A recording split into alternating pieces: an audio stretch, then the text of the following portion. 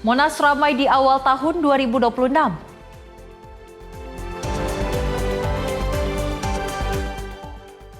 Prabowo Subianto tahun baru di pengungsian.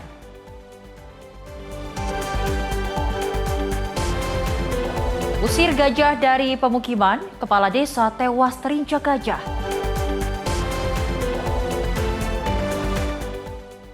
K9 Polri pulihkan trauma korban banjir anak.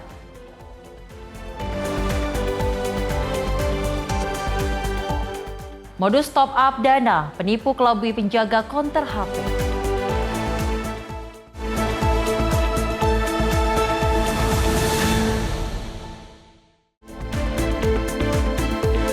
Halo pemirsa, selamat pagi. Kembali lagi bersama Menyapa Indonesia Pagi. Dan di awal tahun 2026 pastinya kami akan memberikan informasi yang menarik untuk Anda. Bersama saya Sally Sregar, ini dia Menyapa Indonesia Pagi selengkapnya.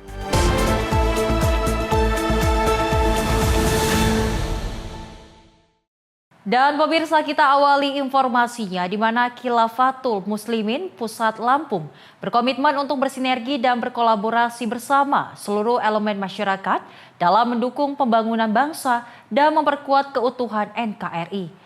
Khilafatul Muslimin Pusat Lampung mengajak seluruh lapisan masyarakat untuk bersama-sama menjaga kedamaian.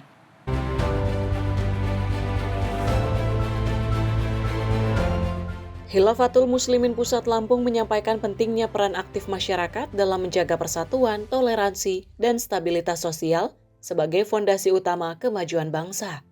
Sinergi antara tokoh agama, tokoh masyarakat, dan generasi muda dinilai menjadi kunci dalam menciptakan kehidupan berbangsa dan bernegara yang harmonis. Khilafatul Muslimin Pusat Lampung mengajak seluruh lapisan masyarakat untuk bersama-sama menjaga kedamaian, menolak segala bentuk perpecahan, serta terus mendukung program-program pembangunan demi terwujudnya Indonesia yang maju, berdaulat, dan berkeadilan. Sebagai warga negara Republik Indonesia sekaligus sebagai jamaah Khilafatul Muslimin berharap kepada pemerintah untuk mendukung dan tentunya membina jamaah Khilafatul Muslimin agar bisa bersinergi, bisa berkolaborasi dalam hal yang memang bermaslahat untuk bangsa dan negara kita tentunya yang kita cinta ini, sehingga negara kita ini dengan negara yang penuh baldatun thayyibatun warabun ghafur. Tim redaksi Sinpo TV melaporkan.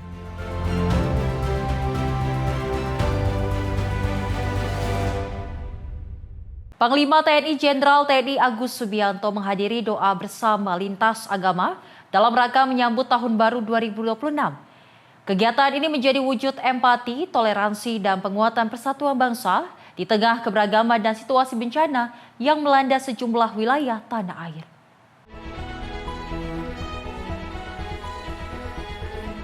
Doa bersama lintas agama digelar di Gor Ayani Mabes TNI Cilangkap, Jakarta Timur, Rabu malam. Kegiatan ini diikuti prajurit TNI, pegawai negeri sipil di lingkungan Mabes TNI, para tokoh lintas agama, serta ratusan anak yatim. Doa dipimpin oleh tokoh agama dari 6 agama di Indonesia sebagai simbol kebersamaan, toleransi, dan komitmen merawat persatuan nasional. Dalam sambutannya, Panglima TNI Jenderal TNI Agus Subianto mengajak seluruh hadirin untuk menumbuhkan empati serta memanjatkan doa bagi masyarakat yang terdampak bencana. Agus turut menyampaikan duka cita mendalam atas korban jiwa akibat bencana banjir dan longsor yang terjadi di Aceh, Sumatera Barat, dan Sumatera Utara. Doa bersama lintas agama ini diharapkan menjadi momentum memperkuat solidaritas nasional serta mengawali tahun 2026 dengan semangat persatuan dan kedamaian. Jihan Nabila, Sinpo TV melaporkan. Pemerintah Provinsi DKI Jakarta akan menggelar malam pergantian tahun baru dengan doa bersama dan penggalangan donasi sebagai wujud empati bagi korban bencana di Aceh dan Sumatera. Meski tanpa pertunjukan kembang api, Pemprov DKI Jakarta berharap perayaan Tahun Baru 2026 berlangsung hikmat, serta dapat memperkuat rasa persatuan dan kepedulian terhadap sesama.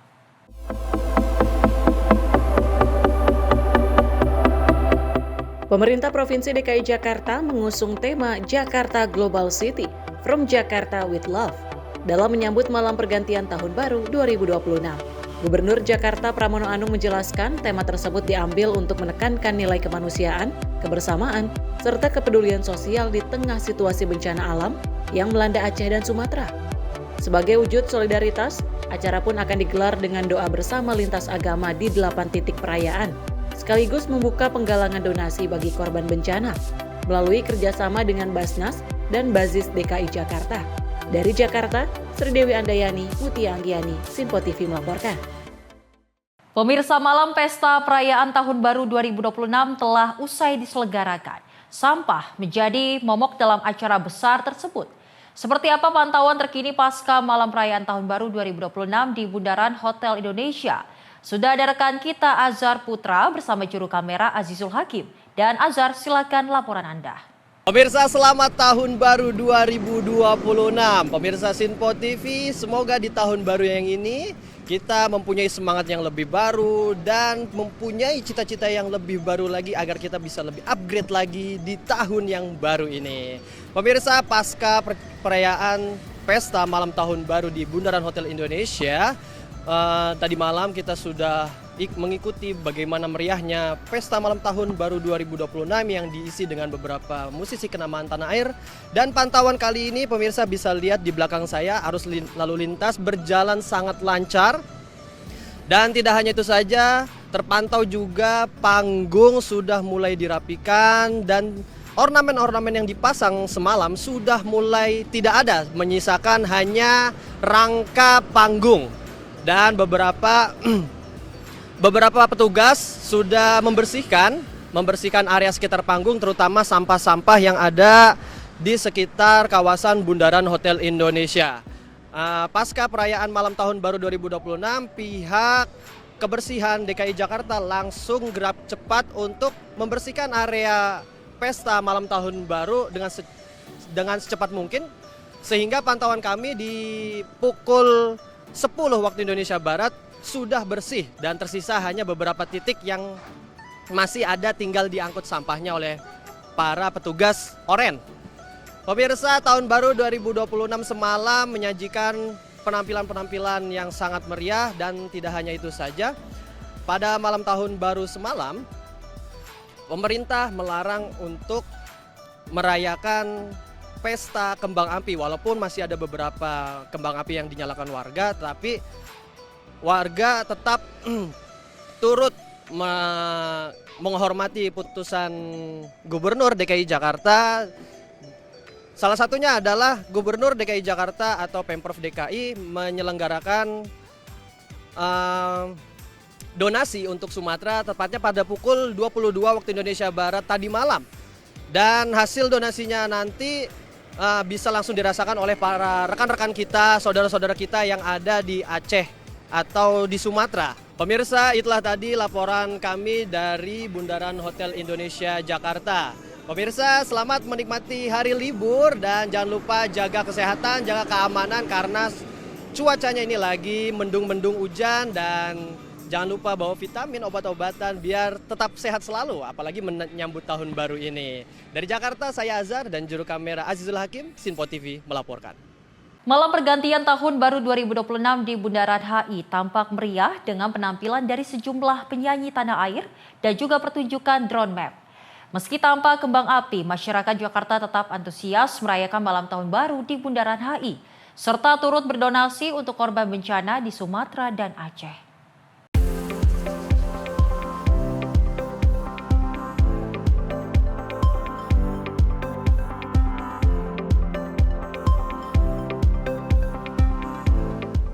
Baik pemirsa, kemeriahan malam tahun baru 2026 di Jakarta saat ini sudah terlihat di Bundaran HI Jakarta. Dan memang dari sejak sore hari tadi ini seluruh masyarakat sudah mulai meramaikan Bundaran HI untuk melihat panggung dari konser-konser para musisi tanah air. Dan juga memang untuk saat ini Gubernur DKI Jakarta dan pemerintah Provinsi DKI Jakarta lebih mengutamakan tema dengan tema Jakarta World Global atau From Jakarta with Love, yakni dengan mengusung atau mengutamakan pesan-pesan dan nilai kemanusiaan, dan juga ada pun penggalangan donasi yang nantinya akan diberikan kepada saudara-saudara kita yang terkena dampak bencana alam di Sumatera dan juga di Aceh. Dan memang untuk penutupan jalan di Jakarta, khususnya di Bundaran HI ini sudah dilakukan sejak pukul 18.00 waktu Indonesia Barat, yakni dari Bundaran HI menuju ke Patung Kuda ini sudah ditutup total dan sudah tidak bisa dilewati, dan nantinya akan dibuka kembali pada pukul 2 waktu Indonesia Barat pada Kamis 1 Januari 2026. Dan memang ada pun 33 ruas jalan di Jakarta yang ditutup sementara dan dibuka secara bergantian, dan juga masyarakat diimbau untuk melewati rute-rute alternatif yang sudah disediakan, ataupun masyarakat juga diimbau untuk menaiki atau menggunakan transportasi publik seperti bus Transjakarta yang sudah digratiskan sejak hari ini hingga besok 1 Januari 2026.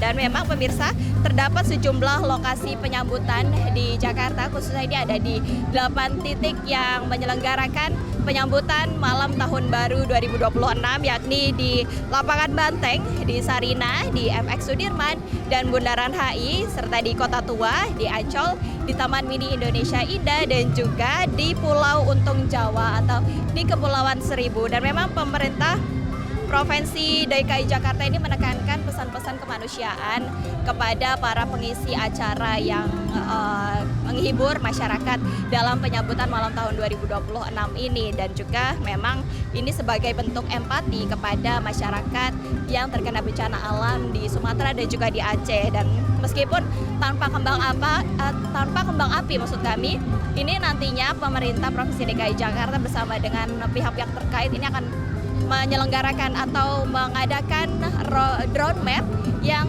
di-showkan atau yang dipertunjukkan kepada masyarakat, dan juga bisa dinikmati meskipun saat ini atau tahun ini penyelenggaraan malam tahun baru ini tanpa kembang api, namun ini akan berjalan secara hikmat. Dan juga tadi saya sudah berbincang dengan banyak masyarakat, ini masyarakat berharap tahun depan atau di tahun 2026 ini semakin lebih baik dan semakin mengutamakan solidaritas serta juga memperkuat rasa kepedulian antar umat manusia. Demikian informasi kali ini dari Jakarta, Sri Dewi Andayani, Mutia Anggiani, Sinpo TV melaporkan. Pasca perayaan Tahun Baru 2026, sejumlah taman di sekitar Bundaran Hotel Indonesia alami kerusakan. Merespon hal tersebut, Dinas Pertamanan dan Hutan Kota Jakarta bergerak cepat memperbaiki sejumlah taman yang rusak akibat terinjak para pengunjung yang hadir saat perayaan malam Tahun Baru.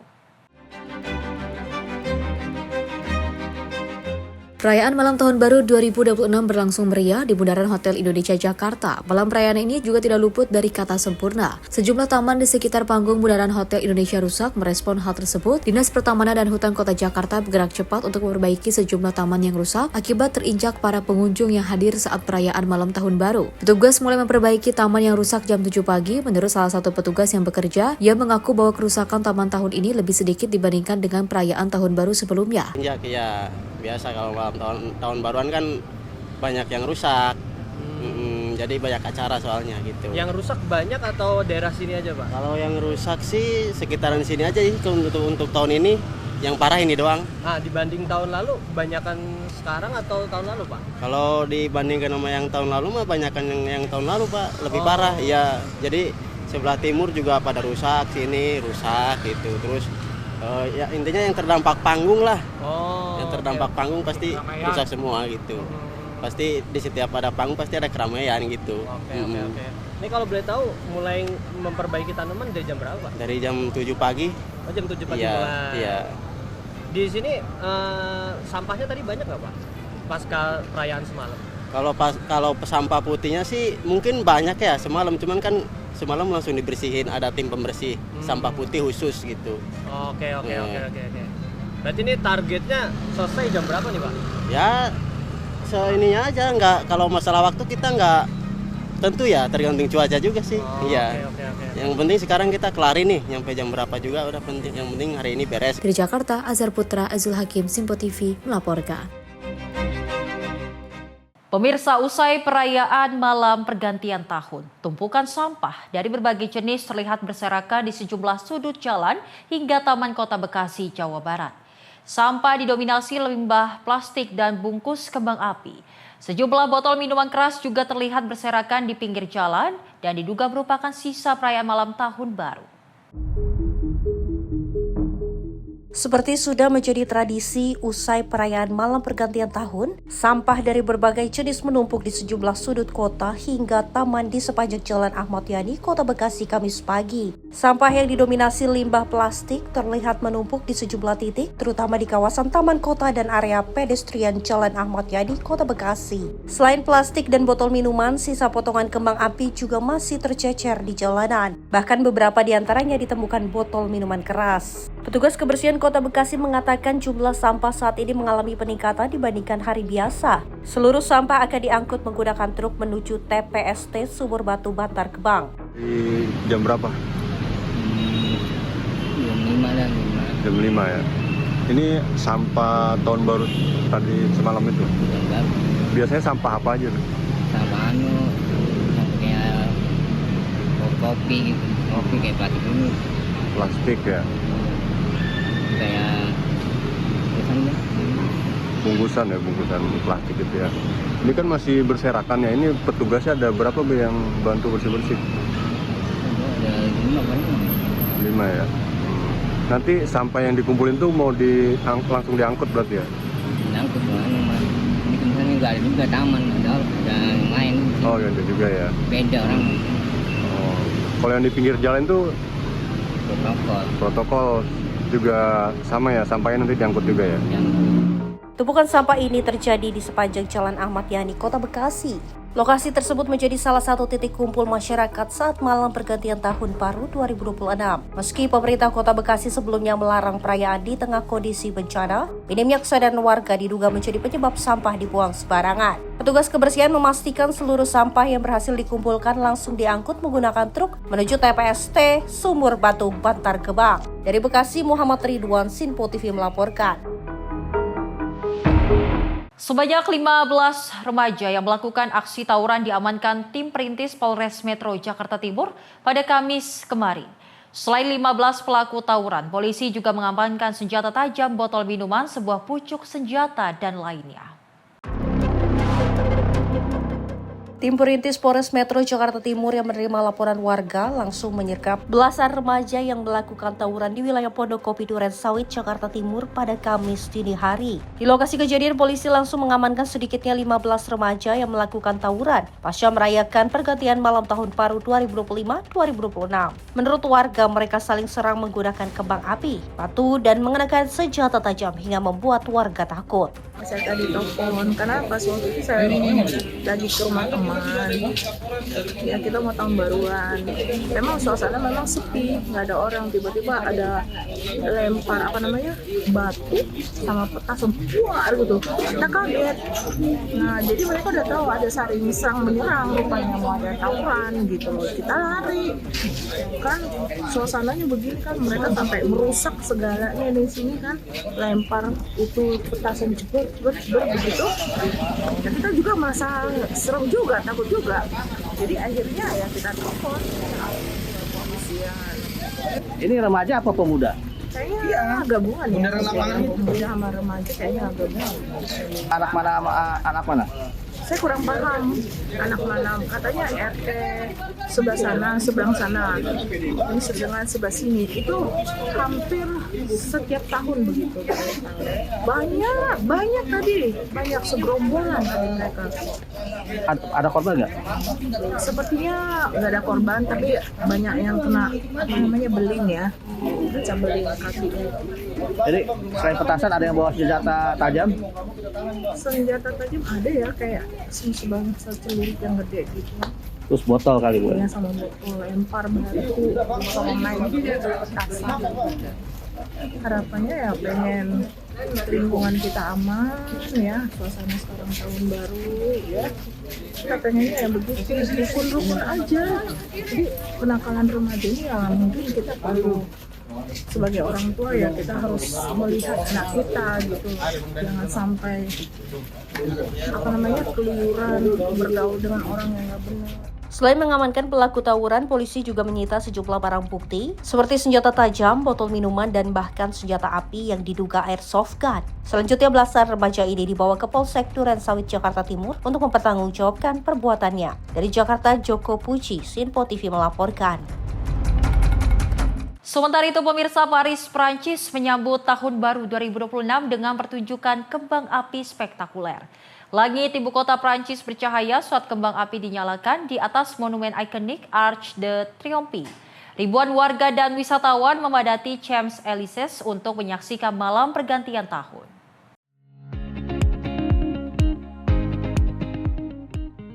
Rekaman video ini menunjukkan warna-warni kembang api di langit Paris, tepat di atas Arc de Triomphe. Monumen bersejarah ini berubah menjadi pusat perayaan saat jam menunjuk tepat tengah malam.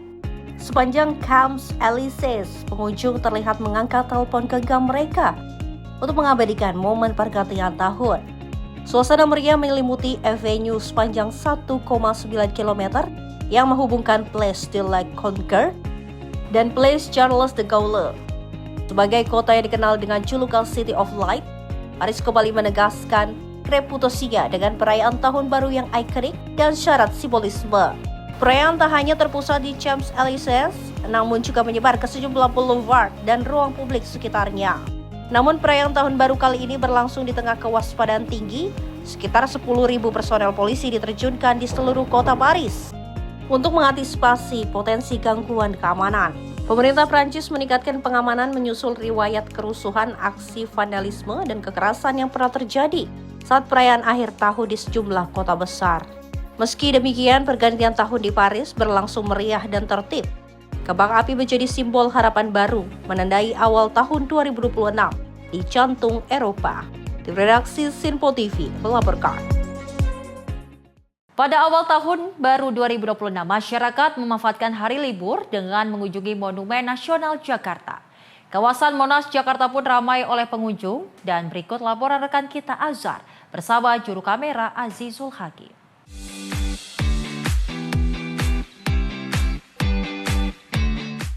Pemirsa, tahun baru 2026 sangat seru sekali kalau kita memanfaatkan liburan dengan berwisata. Salah satunya tempat saya melaporkan adalah Monumen Nasional yang menjadi favorit para wisatawan untuk berkunjung, melihat bagaimana megahnya Monumen Nasional dan wisata sejarah untuk para keluarga.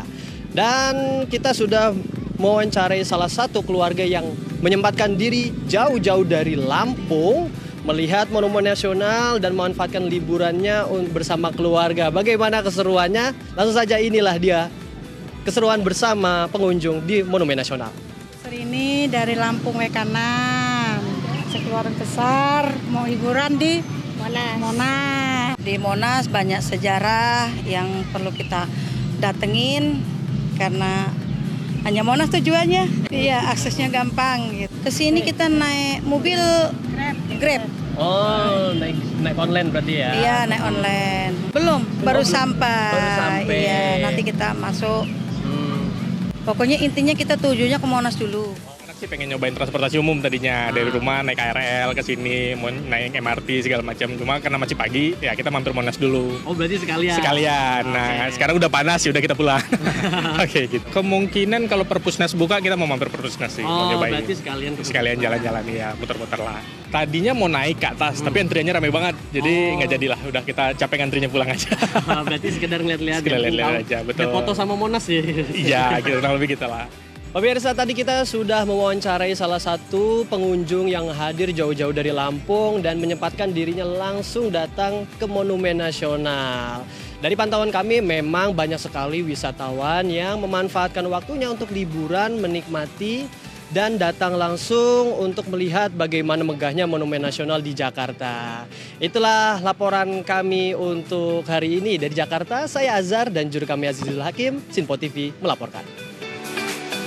Pemirsa, Presiden Prabowo Subianto tahun baru di pengungsian Tapanuli Selatan. Informasinya usai jeda, tetap bersama kami di Menyapa Indonesia Pagi.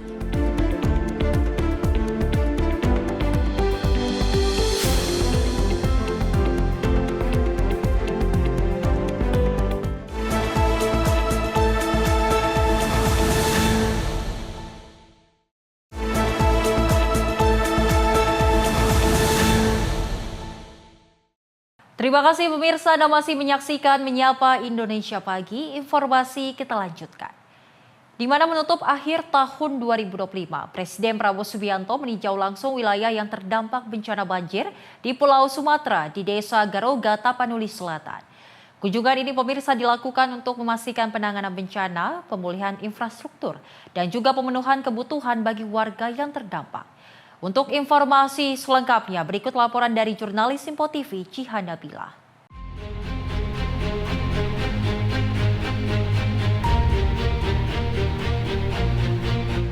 Ya baik pemirsa, Simpo TV menutup akhir tahun 2025, Presiden Prabowo Subianto kembali menunjukkan komitmennya yakni hadir secara langsung di tengah-tengah masyarakat terdampak banjir dan juga longsor di Pulau Sumatera, salah satunya ini di Desa Garoga, Tapanuli Selatan, di mana dalam kunjungan ini Presiden Prabowo Subianto turut didampingi oleh Menteri Pertahanan Syafri Samsudin, kemudian tadi juga ada Menteri Sekretaris Negara Prasetyo Hadi, kemudian juga ada Menteri Koordinator Infrastruktur dan Pembangunan Agus Harimurti Yudhoyono, dan juga sejumlah Menteri Kabinet yang tentunya ini mendampingi Presiden dalam kunjungannya di Tapanuli Selatan.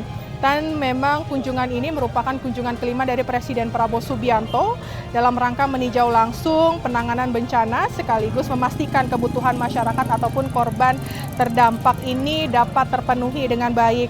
Dan tentunya setelah setibanya di Tapanuli Selatan, Presiden Prabowo ini langsung meninjau bagaimana proses dari pembangunan jembatan Beli yang menghubungkan antara Tapanuli Selatan dan juga Tapanuli Tengah, di mana memang jembatan Beli ini dibangun oleh aparat gabungan seperti TNI Polri dan juga masyarakat setempat.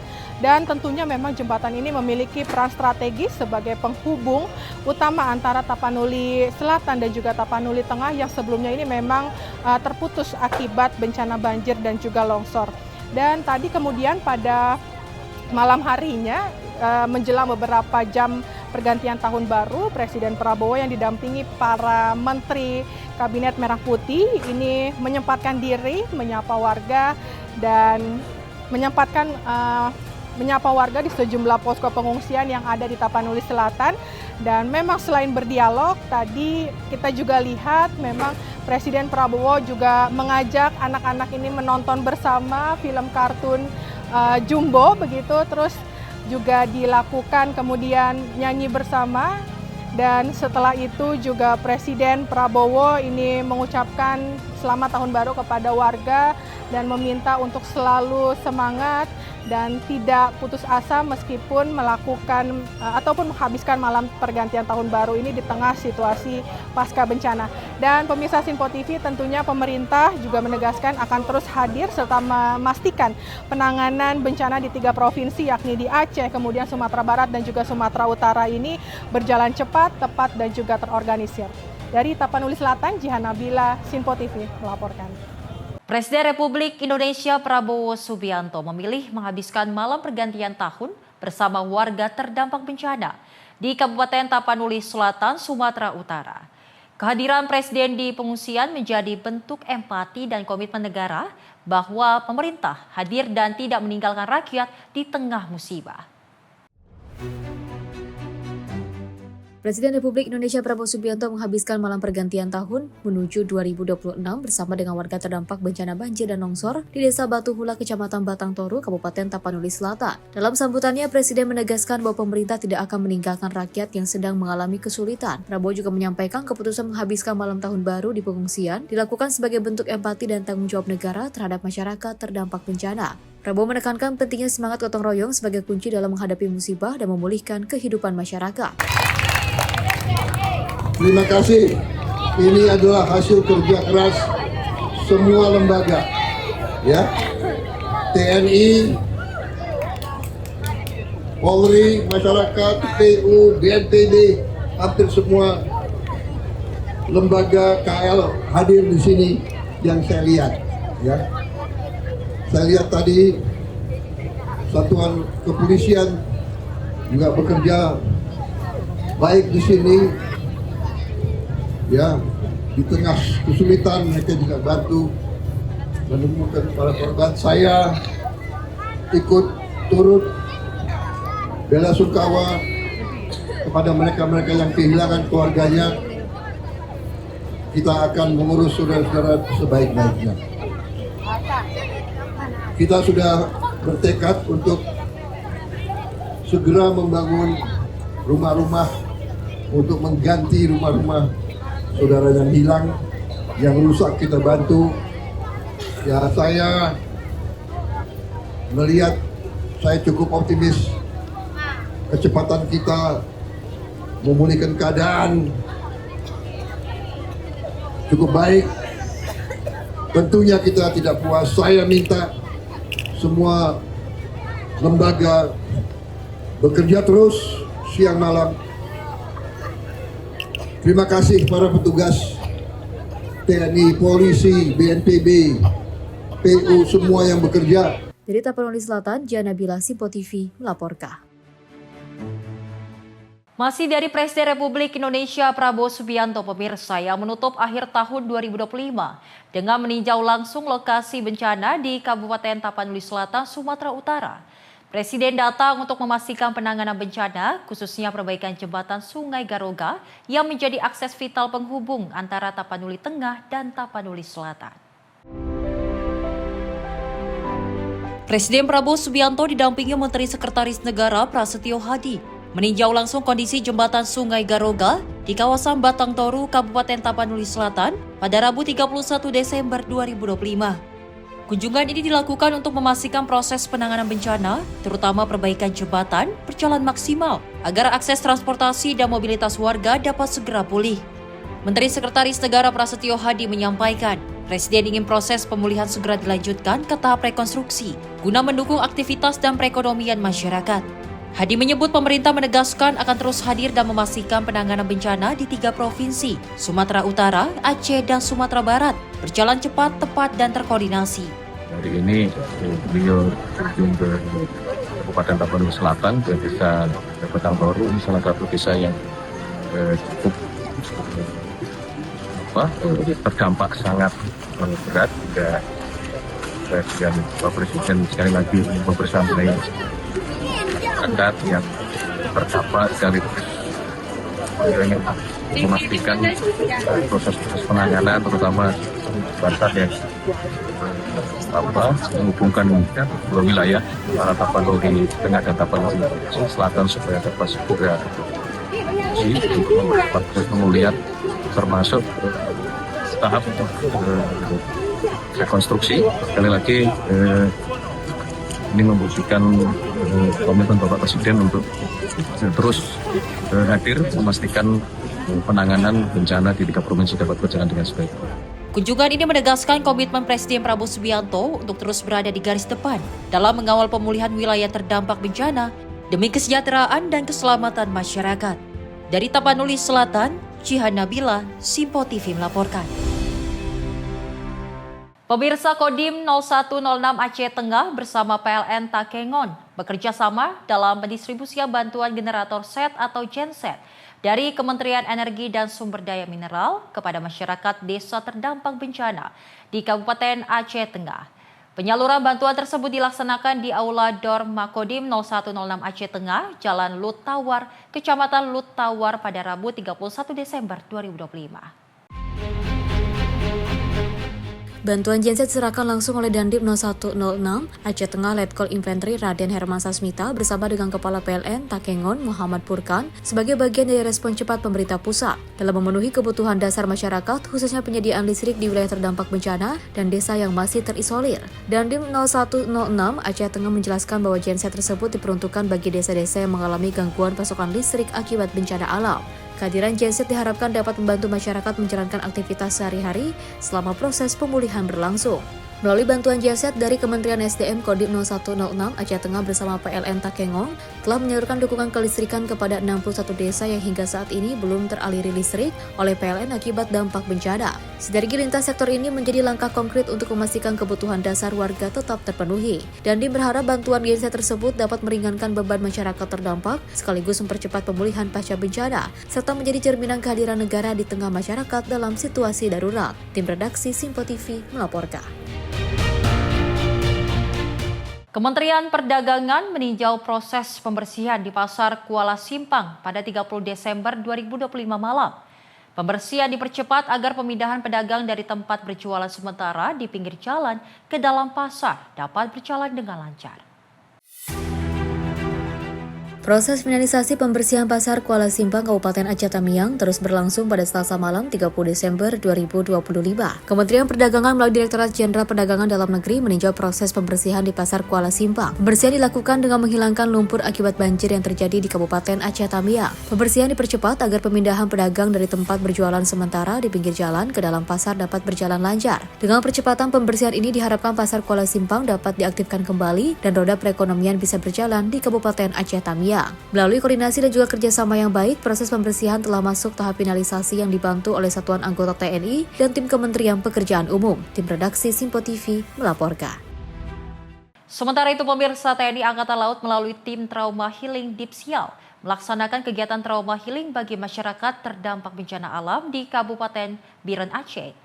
Kegiatan trauma healing berlangsung pada Rabu 31 Desember 2025 di Posko Kebencanaan Balai Masyarakat Gampong Pantelong.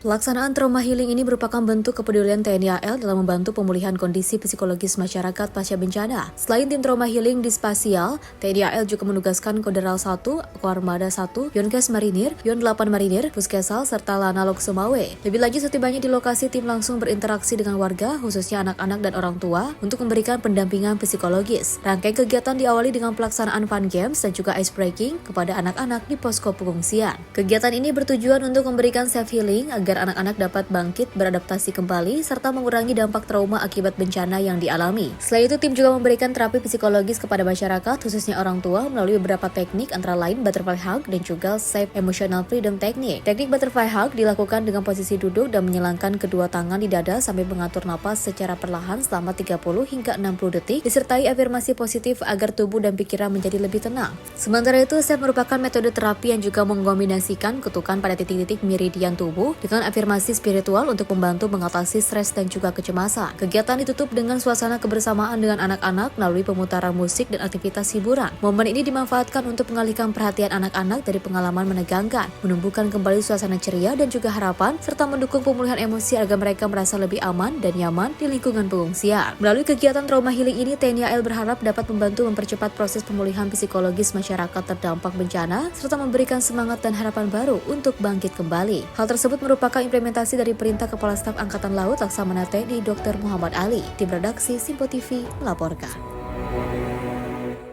Kementerian Pekerjaan Umum memastikan konektivitas jalan nasional di Provinsi Sumatera Utara berangsur pulih pasca bencana. Sebanyak 12 koridor jalan nasional utama kini kembali dapat dilalui meski di sejumlah titik masih diberlakukan pengaturan lalu lintas demi keselamatan pengguna jalan. Kementerian Pekerjaan Umum bergerak cepat memulihkan fungsi jalan nasional yang terdampak bencana di Sumatera Utara. Hingga kini 12 koridor jalan nasional utama telah kembali terhubung dan dapat dilalui kendaraan. Menteri Pekerjaan Umum Dodi Hanggodo menegaskan bahwa pemulihan akses jalan menjadi prioritas utama dalam masa tanggap darurat dan transisi menuju rehabilitasi. Mudah-mudahan dalam waktu 2-3 hari ke depan selesai, karena saya lihat kemarin waktu ke sana sudah cukup banyak alat berat kita turunkan, mungkin ada sekitar 10-20 alat berat di situ, termasuk eskavator capit untuk bersihkan lumpur. Sejumlah ruas strategis seperti koridor Tarutung Sipirok, Sibolga Batang Toru Singkuang, hingga ruas lintas barat, tengah, dan timur Sumatera kini sudah dapat dilalui. Namun di beberapa titik masih dilakukan penyempurnaan jalan sementara dan pemasangan jembatan darurat. Oke, terima kasih kepada Kementerian PUPR dan BTPP dalam membantu akses jalan daerah Kecamatan Ajoran. Setelah terbukanya akses jalan yang telah membantu masyarakat. Selain jalan nasional ruas tol Medan, Pangkalan Brandan, Medan Sinaksak, hingga Tebing Tinggi Kisaran juga telah beroperasi normal. Kementerian PU terus menyiagakan alat berat dan personil di lapangan untuk mengantisipasi potensi gangguan lanjutan akibat curah hujan yang masih tinggi, serta mengimbau masyarakat mematuhi rambu dan arahan petugas demi keselamatan bersama. Tim redaksi Simpo TV melaporkan. Pemirsa, bantuan konstruksi penanganan bencana Aceh Sumatera pada Rabu siang diberangkatkan dari Satuan Angkutan Perairan Pusbekang Angkatan Darat di Pelabuhan Tanjung Priuk, Jakarta Utara. Bantuan konstruksi pembangunan jembatan dan peralatan instalasi pengolahan air serta hutara diberangkatkan menggunakan kapal Adri Slix menuju Sumatera dan juga Aceh. Kapal pengangkut bantuan konstruksi untuk penanganan bencana di Sumatera dan Aceh Rabu siang diberangkatkan dari Satuan Angkutan Perairan Pusbekang Angkatan Darat, Pelabuhan Tanjung Priuk, Jakarta Utara. Kapal Adri XLEX ini mengangkut 2 set jembatan Bailey untuk pembangunan di lokasi bencana, serta peralatan instalasi pengolahan air dari Kementerian PU dan Hutara dari Kementerian Pertahanan. Hari ini kita memberangkatkan 1 kapal lagi dari sudah 5 kapal yang berangkat ke dalam rangka mendukung penanggulangan bencana di Sumatera. Ini kapal yang ke-6 kita berangkatkan dan hari ini akan berangkat, diperkirakan sampai di Medan dulu, Belawan tanggal 5 dan tanggal 6 sampai di Aceh. Kemudian perlu diketahui oleh teman-teman bahwa sesuai dengan perintah dari Bapak Presiden kepada Bapak Kepala Staf Angkatan Darat fokus dalam penanganan khususnya di jembatan. Ya. Sampai saat ini kondisi yang ada di sana, baik di Sumatera Utara, Sumatera Barat maupun di Aceh, kita sudah ada 12 jembatan beli yang kita sudah jadi. Dan ini hari ini kita berangkatkan lagi 2 set jembatan beli. Dari semuanya ada 42 jembatan yang kita rencanakan. Kita berharap dengan percepatan distribusi ini akan mendorong percepatan penyelesaian pembangunan jembatan di.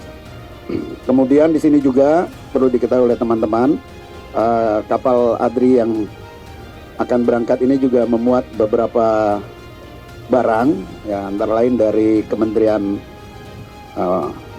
PU dan dari Kementerian Pertahanan. Ya.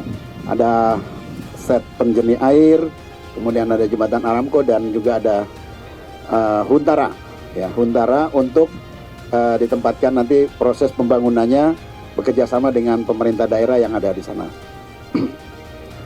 Itu yang bisa saya sampaikan mungkin sebagai informasi. Kami tetap sesuai dengan perintah dari Bapak Kepala Staf Angkatan Darat, kita tetap melakukan dukungan-dukungan baik dari pusat ke tempat lokasi dengan menggunakan alutsista yang kita miliki semaksimal mungkin. Jadi kalau ada bantuan-bantuan yang ingin diberangkatkan ke lokasi bencana, bisa nanti koordinasi dengan asisten logistik ataupun dengan Kapusbek Angat. Kapal ke-6 yang diberangkatkan ini akan tiba di Belawan, Medan pada tanggal 5 Januari dan melanjutkan perjalanan ke Aceh. TNI Angkatan Darat sudah membangun 12 jembatan beli di Sumatera dan Aceh dari 42 jembatan yang direncanakan. Dari Jakarta, Dio Malau, Dava Rizkiano, Sinpo TV melaporkan. Ratusan prajurit Satuan Tugas Penanggulangan Bencana Yonif 115 Macan Leuser lembur hingga malam hari untuk membersihkan pasar kota Hongkong, Kecamatan Karangbaru, Kabupaten Aceh Tamiang pada Selasa 30 Desember 2025. Pembersihan pasar Hongkong Aceh Tamiang sebagai upaya percepatan pemulihan perekonomian dan juga aktivitas warga pasca bencana banjir. Sejak siang hari, prajurit TNI menyisir area dalam pasar, badan jalan, gang-gang sempit, serta saluran drainase yang tertutup lumpur dan sampah sisa banjir. Meski cuaca masih lembab dan penerangan terbatas, kegiatan pembersihan tetap dilanjutkan hingga malam hari dengan dukungan alat penerangan sederhana. Dalam pelaksanaannya, Satgas Yonif 115 ml mendapatkan dukungan 5 unit mobil pemadam kebakaran dari BNPB yang digunakan untuk menyemprot dan membersihkan lumpur tebal di kawasan pasar dan sekitarnya, sehingga akses utama aktivitas masyarakat dapat segera difungsikan kembali. Tanpa mengenal lelah, prajurit bergotong royong mengeruk lumpur, menyapu sampah, serta membuka saluran air yang tersumbat. Medan yang licin dan gelap tidak menyurutkan semangat prajurit dalam menjalankan tugas kemanusiaan demi membantu masyarakat bangkit pasca bencana. Kehadiran prajurit TNI hingga malam hari mendapat apresiasi dari warga. Salah seorang warga sekitar, Abdul Salah, menyampaikan rasa terima kasih atas dedikasi prajurit yang tetap bekerja tanpa mengenal waktu sekaligus memberikan rasa aman dan semangat bagi masyarakat. Melalui kegiatan pembersihan ini diharapkan aktivitas jual beli di pasar kota Hong Kong dapat segera kembali normal sehingga roda perekonomian masyarakat Aceh Tamiang kembali bergerak. Satgas Gulbencal Yonif 115 Macan Leser akan terus melanjutkan pembersihan di sektor-sektor terdampak lainnya hingga kondisi lingkungan benar-benar pulih. Tim redaksi Simpo TV melaporkan. Pemirsa, informasi terkait peristiwa akan kami hadirkan usai jeda. Tetap bersama kami di Menyapa Indonesia Pagi.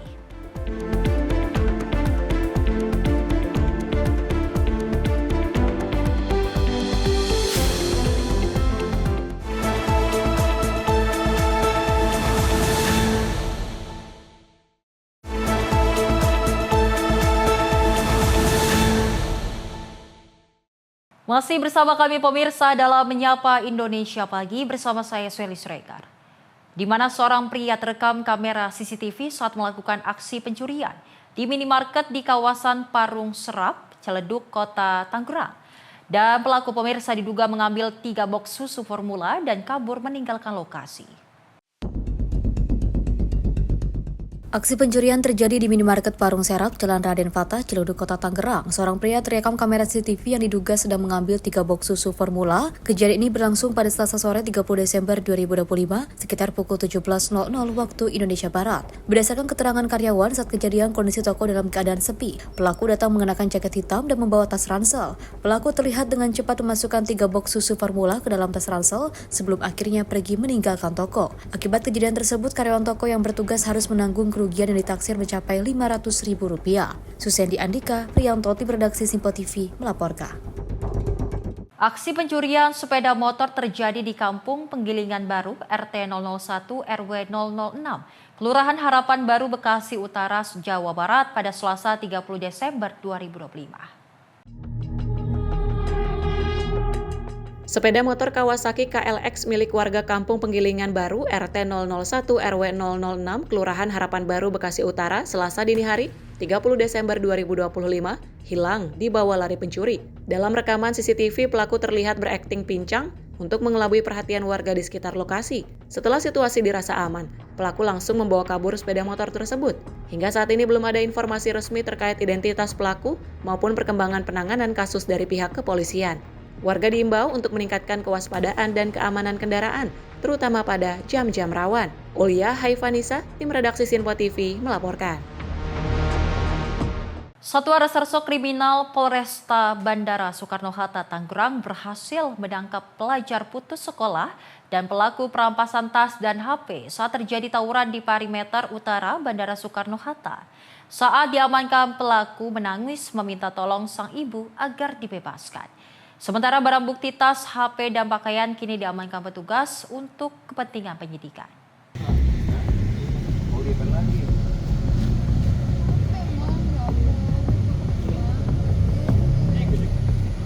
Garang saat tawuran, menangis saat diamankan. Inilah HN, pelaku perampasan tas dan HP pelajar, memohon perlindungan ibunya agar dapat dibebaskan.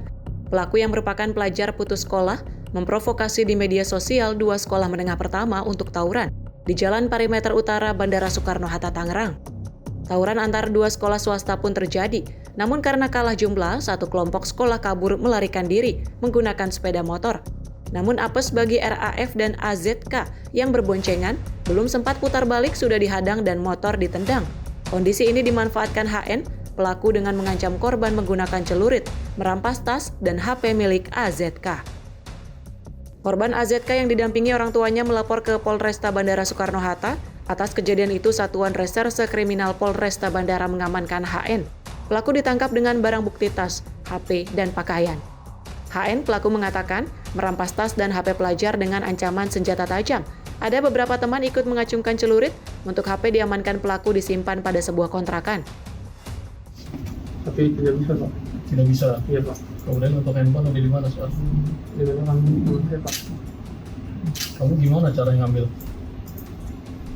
Saya ambil paksa, Pak. Ambil paksa? Iya, Pak. Coba jelasin bagaimana caranya. Dengan ada ancaman teman saya, Pak. Teman kamu? Iya, Pak. Terus selain itu, apa lagi? Sudah, Pak. Dengan menggunakan apa kamu? Dengan celurit Pak. Celurit. Berapa banyak celuritnya? 2 Pak. Ada 2? Iya Pak. Tapi teman saya pegang Pak. Apa? Tapi teman saya celurit yang pegang Pak. Untuk yang ngambil siapa? Saya Pak. Kamu? Iya Pak. Barangnya di mana, Fit? Nah, untuk handphonenya ada di mana sekarang? Di kontrakan teman saya Pak. Kontrakan teman kamu? Iya Pak. Disimpan di sana? Iya Pak. Sementara Ibtu Agung Pujianto, Kanit Indak Polresta Bandara Suta menjelaskan, HN pelaku adalah pelajar putus sekolah dari sekolah yang tawuran. Motif pelaku ingin menguasai dan memiliki HP milik korban. Saya jelaskan bahwa untuk kronologis kejadian ini pada tanggal 17 Desember sekitar jam 5 sore ada rencana tawuran antar 2 pelajar sekolahan di mana salah satu dari kelompok pelajar ini jumlahnya banyak, sedangkan yang satunya jumlahnya sedikit, sehingga pada saat bertemu, kelompok yang sedikit ini mundur, akan tetapi ada satu dari kelompok yang sedikit ini terlambat untuk mundur sehingga dikejar oleh kelompok pelajar yang jumlahnya banyak. Dan pada saat itu kendaraan dari korban ditendang oleh pelaku sehingga jatuh, kemudian pelaku mengambil tasnya secara paksa dan mengancam akan ditakut-takuti dengan celurit, dan ada juga yang menyiram dengan air keras. Setelah itu kita lakukan pengembangan dan didapatin pelakunya di daerah Kebon Kecap, Tangerang. Karena sudah berusia 18 tahun, HN diancam dengan pasal 365 Jungto pasal 335 terkait pencurian dengan kekerasan dengan ancaman hukuman maksimal 7 tahun penjara. Dari Tangerang, Banten, jurnalis Info TV melaporkan. Sementara itu, pemirsa, operasi pencarian hari kelima korban tenggelamnya KM Putri Sakinah di perairan Taman Nasional Komodo kembali dilanjutkan. Dalam operasi tersebut, pemirsa, tim SAR gabungan menemukan sejumlah serpihan kapal yang diduga bagian dari bangkai KM Putri Sakinah di kawasan hutan bakau Pulau Padar dan sekitarnya. Tim SAR gabungan kembali menemukan serpihan KM Putri Sakinah tenggelam di perairan Pulau Padar, Labuan Bajo pada pencarian hari kelima pada Selasa 30 Desember 2025. Tim SAR menemukan serpihan kapal dalam upaya pencarian terhadap pelatih Valencia dan 2 anaknya yang belum ditemukan. Temuan ini menjadi bahan evaluasi dan pemetaan ulang area pencarian. Saat ini tim berfokus pada pencarian 3 orang WNA Spanyol dengan fokus penyisiran di pulau terdekat dari Pulau Padar dan penyelaman. Tim redaksi Simpo TV melaporkan. Kecelakaan lalu lintas kembali terjadi di Kabupaten Jombang, Jawa Timur. 2 truk kecelakaan di Jalan Raya Jombang Madiun, tepatnya di Simpang Lampu Merah Timur, Pos Pelayanan Kota Jalan Gatot Subroto, Desa Kaliwungu pada Rabu, 31 Desember 2025. Kecelakaan melibatkan 2 truk terjadi di Jalan Raya Jombang Madiun, tepatnya di Simpang Lampu Merah Timur, Pos Pelayanan Kota Jalan Gatot Subroto, Desa Kaliwungu, Kabupaten Jombang. Berdasarkan informasi, kecelakaan terjadi saat salah satu truk menabrak bagian belakang truk lainnya, yang saat itu sedang berhenti karena lampu lalu lintas sedang merah. Akibat benturan keras, pengemudi truk ini terjepit di dalam kabin kendaraan, dan proses evakuasi pun berlangsung dramatis. Petugas dari BPBD Jombang dibantu personel kepolisian berhasil mengeluarkan korban yang terjepit dengan menggunakan peralatan khusus. Setelah berhasil dievakuasi, korban segera dilarikan ke rumah sakit umum terdekat untuk mendapatkan penanganan medis. Feren Putri, tim redaksi Simpo TV melaporkan. Seorang pria berusia 56 tahun ditemukan meninggal dunia usai terperosok ke dalam sumur kering sedalam 30 meter di Desa Cigedang, Kecamatan Luragung, Kabupaten Kuningan, Jawa Barat pada Selasa 30 Desember 2025. Diameter sumur yang sempit membuat petugas kesulitan mengevakuasi jasad korban. Warga Desa Cigedang, Kecamatan Luragung, Kabupaten Kuningan, Jawa Barat dibuat heboh dengan hilangnya seorang kakek berusia 56 tahun yang tak kunjung pulang sejak Selasa 30 Desember 2025 pagi. Setelah melakukan pencarian, warga menemukan kakek tersebut berada di dalam sumur kering sedalam 30 meter. Diduga, korban tak sengaja terperosok ke dalam sumur tersebut saat tengah bersih-bersih di kebun miliknya. Evakuasi berlangsung dramatis, pasalnya selain diameter sumur kurang dari 1 meter, kontur dinding sumur dikhawatirkan roboh dan menimpa petugas longsor sewaktu-waktu. Jenazah korban dapat diangkat ke permukaan setelah memakan waktu 20 menit. Telah ditemukan seorang warga desa Cigedang yang masuk ke dalam sumur dan seketika kami menuju lokasi dengan menurunkan 9 anggota regu piket dan menggunakan 1 randis dan 1 ambulan. Nah, ketika sampai sana kita langsung melakukan persiapan dan dalam waktu 20 menit korban bisa kami evakuasi dalam keadaan sudah meninggal dunia. Kronologis yang kami dapat dari saksi dan pihak keluarga bahwa korban itu dari pagi hari emang sedang membersihkan kebun tersebut. Kebun tersebut kebetulan milik beliau dan hilang kontak setelah komunikasi lewat telepon 3 jam yang lalu.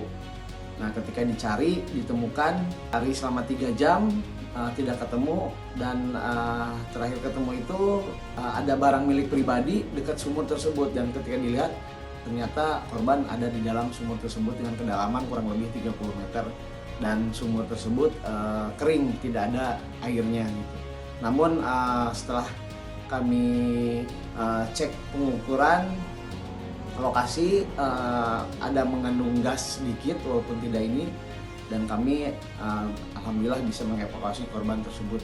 Kesulitan kami saat di TKP posisi sumur cukup sempit, juga kedalaman kurang lebih 30 meter sehingga kami harus ekstra hati-hati karena dinding-dinding sumur tersebut tidak ada pelindungan, dalam arti semuanya tanah merah semua. Jadi ada memungkinkan terjadi longsor atau apa saat kami melakukan evakuasi. Sebelum hilang dan ditemukan meninggal, korban pamit kepada keluarga untuk membersihkan kebun miliknya. Namun hingga sore hari, korban tak kunjung pulang dan tidak bisa dihubungi. Keluarga pun menyusul ke kebun dan mencari keberadaan korban. Sampai akhirnya menemukan jejak kaki yang mengarah ke titik sumur yang sudah lama tidak digunakan. Dari Kuningan, Jawa Barat, jurnalis Info TV melaporkan. Pemirsa, seorang kepala desa di Kabupaten Lampung Timur Lampung diserang gajah liar saat memimpin tim penghalau kawanan gajah liar yang masuk ke lahan perkebunan dan juga pemukiman warga. Akibatnya, pemirsa, korban tewas saat dilarikan ke rumah sakit akibat terluka parah. Insiden maut ini terjadi saat kawanan gajah liar dari Taman Nasional Waikambas memasuki lahan perkebunan dan pemukiman warga Desa Braja Asri, Kecamatan Waijepara, Kabupaten Lampung Timur Lampung pada Rabu 31 Desember 2025 pagi. Korban yang merupakan Kepala Desa Braja Asri, Darusman, memimpin langsung upaya penghalauan bersama warga dan petugas gabungan. Mereka menggunakan kembang api untuk mengusir kawanan gajah agar kembali ke hutan. Tim sempat berhasil menggiring kawanan gajah liar yang berjumlah 11 ekor menuju areal Taman Nasional Waikambas. Namun secara tiba-tiba, salah satu gajah berbalik arah dan menyerang. Saat itu korban tak sempat menyelamatkan diri dan diinjak oleh gajah. Korban sempat dievakuasi dan dilarikan ke rumah sakit terdekat, namun akibat luka parah yang dialami, nyawa korban tidak dapat diselamatkan. Masih yang kita dapat dari lapangan itu ada 11 ekor ya, gajah yang masuk ke peladangan milik gajah. Yang jelas sementara kita fokus kepada musibah yang melanda saudara kita Bapak Kepala Desa Braja Asri. Saya mengimbau masyarakat untuk bersama-sama dengan petugas dari Taman Nasional Waikambas untuk bersama-sama kita melakukan blokade ya. Jangan sampai gajah keluar ke peladangan, apalagi sekarang kondisi cuaca yang tidak menentu ya, hujan dan banjir itu membutuhkan kerjasama semua pihak. Sementara itu keluarga korban mengaku sangat terpukul dengan peristiwa ini. Mereka berharap pemerintah dapat melakukan upaya supaya gajah liar tidak kembali masuk ke perkebunan dan pemukiman yang dapat membahayakan warga. Kami sebagai keluarga besar dari almarhum Darusman sebenarnya ya sangat sedih sekali sih melihat kejadian seperti ini. Karena kejadian ini kan sangat mengejutkan, mengagetkan saya sebagai kakak kandung dan keluarga lainnya. Kejadian pada hari ini merupakan salah satu bentuk pemerintah ini harus bisa berpikir bagaimana mengantisipasi ke depan supaya tidak terjadi korban nyawa lagi seperti yang dialami adik saya. Saya terus terang, baru 3 hari saya ngobrol dengan adik saya merasa kehilangan. Saya terpukul sekali sebagai keluarga. Saya mengharapkan dari berbagai pihak atau petugas dari kehutanan, baik Kambas ataupun yang lain, ya ini supaya menjadikan berpikir bersama dengan masyarakat supaya gajah ini yang liar lina ini bagaimana tidak memasuk lokasi ke areal desa atau menyerang tanaman masyarakat. Konflik antara gajah liar dan warga di Kabupaten Lampung Timur bukan kali pertama terjadi. Kawanan gajah liar kerap dilaporkan masuk ke pemukiman desa penyangga Taman Nasional dan merusak puluhan hektar tanaman warga. Dari Lampung, jurnalis Info TV melaporkan. Seorang ojek online di Bandar Lampung menjadi korban tabrak lari setelah sepeda motor yang dikendarainya ditabrak minibus hitam. Akibat peristiwa itu, pemirsa, korban mengalami luka robek di bagian kaki dan harus mendapatkan perawatan medis.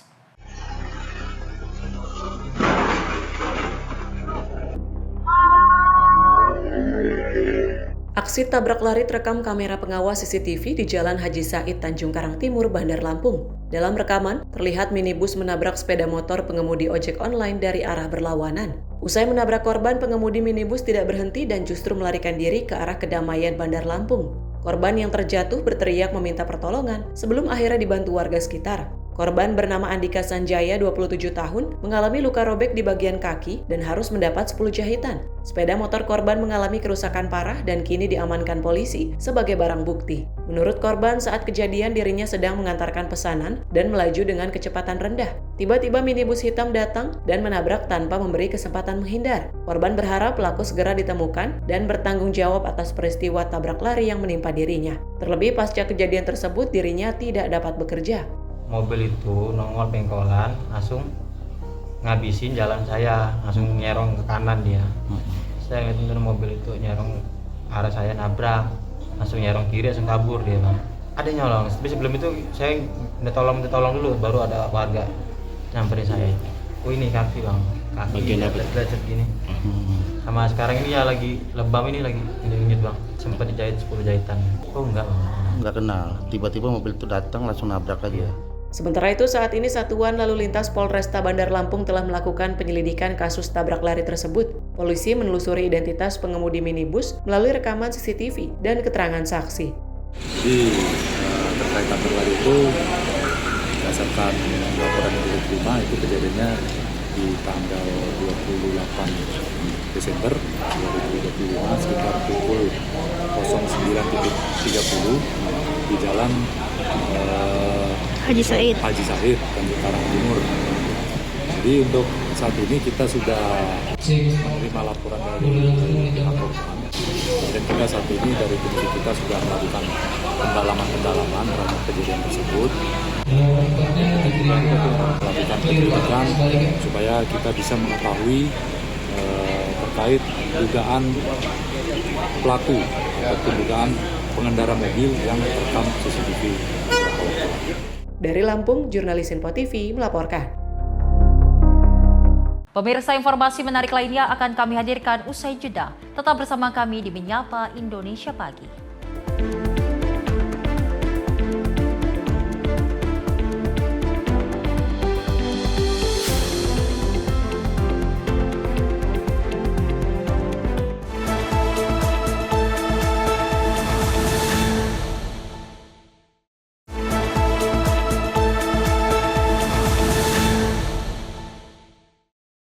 Selamat pagi pemirsa, dan masih menyaksikan Menyapa Indonesia Pagi. Informasi kita lanjutkan.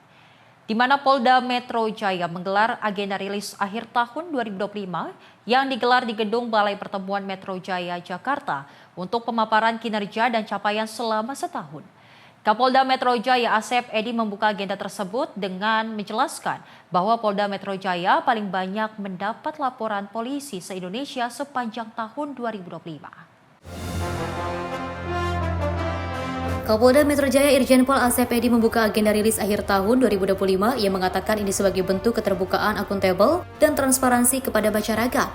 Dalam data yang dipaparkan sepanjang 2025, terdapat 329.120 laporan kepolisian di seluruh Indonesia. Asep Edi pun juga menyebut Polda Metro Jaya telah terima 74.013 laporan polisi pada tahun 2025. Jumlah tersebut menjadikan Polda Metro Jaya sebagai penyumbang laporan polisi terbanyak se-Indonesia pada tahun 2025 dengan persentase 16,7% dari jumlah laporan polisi nasional. Asep Edi juga menjelaskan bahwa terdapat 2.425 perkara menonjol sepanjang 2025 dengan 3 jenis kejahatan terpopuler, yaitu penyalahgunaan peredaran narkotika, curanmor, dan juga curang. Sepanjang tahun 2025, kami menerima lebih dari 269.000 panggilan yang masuk dan sekitar 60% panggilan terlayani oleh jajaran kami.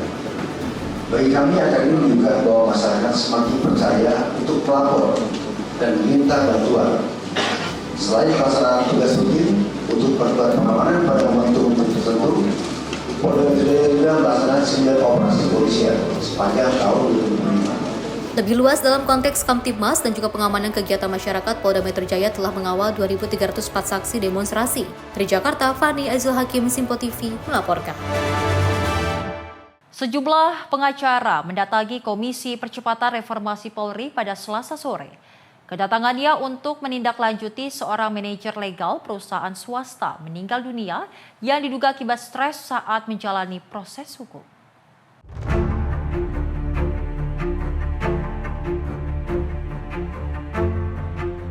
Sejumlah pengacara mendatangi Komisi Percepatan Reformasi Polri pada Rabu siang.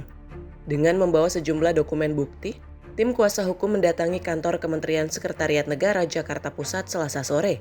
Kedatangan ini merupakan buntut dari meninggalnya Novia Catur Iswanto, seorang manajer legal di sebuah perusahaan swasta. Tim kuasa hukum menduga kematian kliennya disebabkan oleh tekanan psikis berat saat menjalani proses penyidikan. Kita berharap agar dalam proses permohonan kita tetap permohonan untuk mendapatkan keadilan dalam hal ini. Sampai hari ini kita masih meyakini tentang profesional mereka. Kita yakin, insya Allah, mudah-mudahan surat kita dipolabhi dengan baik. Oke. Harapannya dan laporan ini apa? Kita berharap agar penegakan hukum tetap dilakukan sesuai dengan supremasi hukum yang ada di Republik Indonesia hari ini. Terkait ini juga, kita menginginkan kepada Bapak Presiden Republik Indonesia, karena ini diduga kerugian negara ini sudah hampir 3 triliun di proses penambangan yang illegal mining ini. Jadi kita minta kepada negara untuk mengusut tuntas persoalan ini. Melalui aduan ke Komisi Percepatan Reformasi Polri, pihak keluarga dan kuasa hukum berharap kasus kematian Novia bisa diusut tuntas demi keadilan. Dari Jakarta, Tim Liputan Simpo TV melaporkan. Setelah buron selama 2 bulan, seorang wanita di Kabupaten Goa, Sulawesi Selatan diringkus polisi usai mencuri dan menggadai motor salah seorang warga di kota Makassar. Wanita ini ditangkap setelah mencuri dan menggadaikan sepeda motor warga seharga Rp1.200.000. Seorang wanita berinisial IR, pelaku pencurian kendaraan motor, tidak berkutik saat diamankan tim Jatanras Satreskrim Polres Goa di kediamannya di Kelurahan Butadidia, Kecamatan Somba Opu, Kabupaten Goa, Sulawesi Selatan. IR ditangkap polisi setelah buron selama 2 bulan. Peristiwa pencurian ini terjadi pada bulan Oktober 2025 lalu di Kecamatan Bontoala, Kota Makassar. Pelaku beraksi dengan berpura-pura menumpang tinggal di rumah korban bersama orang tuanya. Namun saat diizinkan tinggal selama beberapa hari, pelaku justru membawa kabur motor pemilik rumah ke Kabupaten Bantaeng dan kemudian menggadainya sebesar Rp1.200.000. Uang hasil gadai motor tersebut pelaku gunakan untuk biaya pulang kampung dan kebutuhan sehari-hari. Saya bawa lari subuh-subuh. Ini bagaimana? Memang sering kayak di situ di rumah Pak, kalau saya ke Makassar. Terus? Saya bermalam itu hari. Saya bawa lari di waktu subuh-subuh Pak. Saya bawa naik ke bantai. Saya tidak jual, saya pakai dulu Pak. Terus? Mau Pak turun di sini baru saya gadai. Tidak, kalau saya gadai baru saya turun di sini Pak. Berapa? 1.200.000. Saya pakai saya mobil turun sini Pak. Pakai saya mobil turun sama uang belanja juga semua. Penangkapan pelaku oleh tim Jatanras Satreskrim Polres Goa ini berdasarkan laporan korban dan permintaan aparat Polsek Bontoala, Kota Makassar. Kami mendapatkan informasi dari salah satu anggota yang berdinas di Kecamatan Bontoala, Makassar, bahwasannya ada terduga pelaku pencurian kendaraan bermotor yang bersembunyi di Kabupaten Goa. Selanjutnya kami tentunya langsung mendatangi tempat yang diduga menjadi persembunyian pelaku tersebut dan berhasil mengamankan satu orang terduga pelaku yang melakukan pencurian kendaraan bermotor tersebut. Untuk modusnya ini terduga pelaku pura-pura berteman, berbuat baik dengan salah satu masyarakat, dan pada saat korban ini tertidur, pelaku diam-diam mengambil kunci motornya dan membawa lari motornya tanpa sepengetahuan dari korban. Usai dilakukan interogasi di kantor unit Jatanras Satreskrim Polres Goa, pelaku IR langsung diserahkan ke Polsek Bontoala untuk dilakukan proses hukum karena lokasi pencurian terjadi di wilayah Kecamatan Bontoala, Kota Makassar. Dari Goa, Sulawesi Selatan, jurnalis Info TV melaporkan. Sementara itu pemirsa, di sela operasi pencarian korban banjir bandang, tim K9 SAR Bahar Kapolri juga melaksanakan kegiatan trauma healing bagi anak-anak pengungsi. Kegiatan ini pemirsa dilakukan di lokasi pengungsian Desa Batu Hula, Kecamatan Batang Toru, Kabupaten Tapanuli Selatan, Sumatera Utara.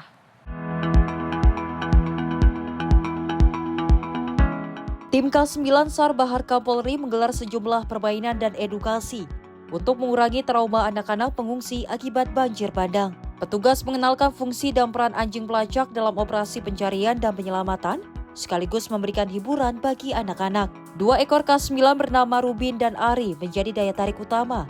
Anak-anak terlihat berani dan aktif bermain di area pengungsian. Ketua Tim K9 SAR Bahar Kapolri, Kompol Kadarman menjelaskan, kegiatan trauma healing dilakukan di sela tugas pencarian korban, agar kondisi psikologis anak-anak dapat berangsur pulih. Baik, selamat siang. Kami dari K9 SAR Tipe 1 Polres Bagambori, institusi Presiden Republik Indonesia dan Bapak Kapolri. Kami menurunkan 4 K9 SAR dalam hal ini untuk mencari korban yang dalam pencarian.